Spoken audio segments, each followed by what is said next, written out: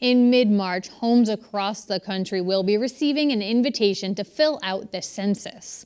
The census is taken every 10 years and counts every person living in all 50 states, the District of Columbia, and the 5 United States territories. Carolee McGrath sat down with Laurie Millman, the executive director of the Center for New Americans, to hear about their program to help people fill out the census and why it's so important to be counted. Census postcards will be mailed very soon, and everyone will get a unique identifier and will then be prompted to start filling out the form. So our role as an immigrant-serving organization that wants to help ensure a complete count is to educate, conduct outreach, and assist.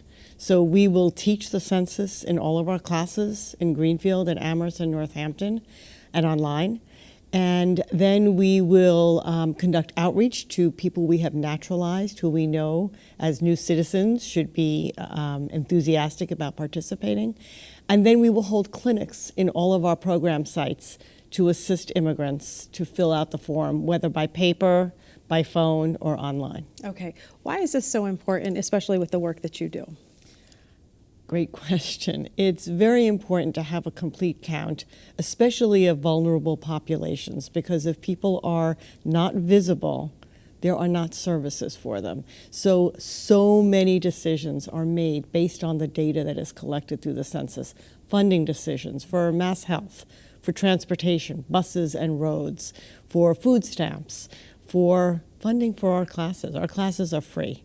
And we get funding because there are very diverse populations in our area.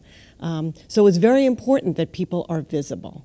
It's also about congressional representation. Right, and we've lost seats since 1980 in the last few census counts, right? Every 10 years. We've lost seats in Massachusetts, as well as electoral college votes in addition to that. Do you think people realize that? Because the census is mandated by the Constitution, but you know, a lot of people see this thing coming in the mail and you're busy and don't think about the impact that it has. I don't think people appreciate the impact. And you're talking about 10 years of funding decisions and representation. As they're saying now in Amherst, each person who is counted brings $2,400 per year to the town of Amherst for 10 years. Conversely, each person who is not counted represents a loss of that money. So many federal allocations are based on this, and educational decisions. I don't think people appreciate it, which is why so many of us are advocating vocally for a complete count. Now, I know you represent, new Americans and immigrants, both documented and undocumented. There's got to be people that, might not want to fill out the census. How do you encourage, people that it's really important to get an accurate count? Right, so that's another great question.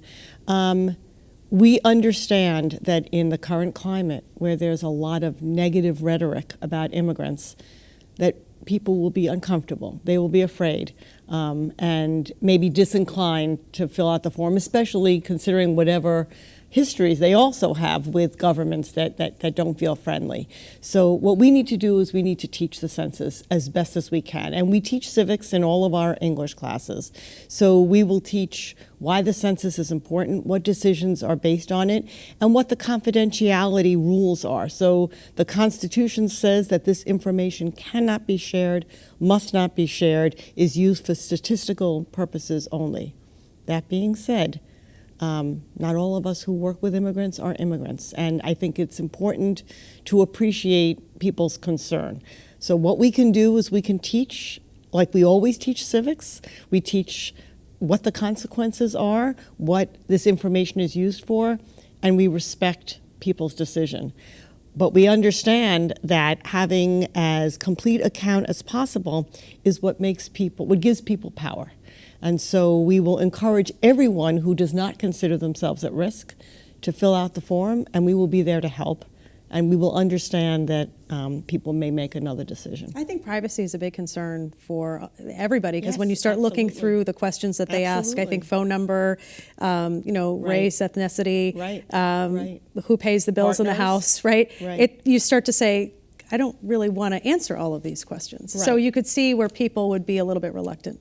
Yes, right. And so it's important to explain that it is the law that census workers take an oath of confidentiality under pain of prison, and that it's in the law that this information cannot be shared. Talk a little bit about the diversity in the region as we look at this census, that hasn't taken place, of course, for 10 years now. It's remarkable. So we're about to start our third year of offering a nurse aid class. We had an information session.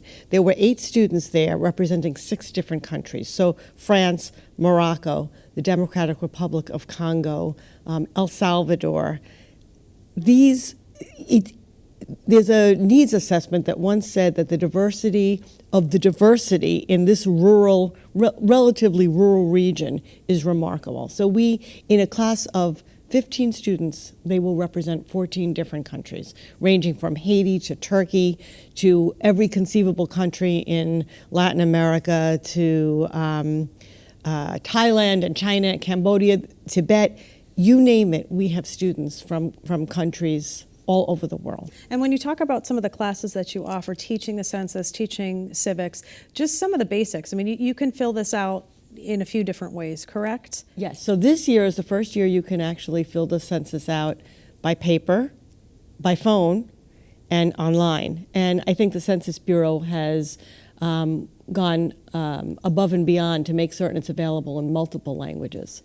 So you can actually fill it out in 59 different languages, depending on whether you're doing it by phone or online. They are making it available in multiple languages. And then you'll get a visit as well, correct? Right, so if you do not fill out the form, a census worker will come to your door 3 times after mid-May, I believe, to make certain that you fill out the form.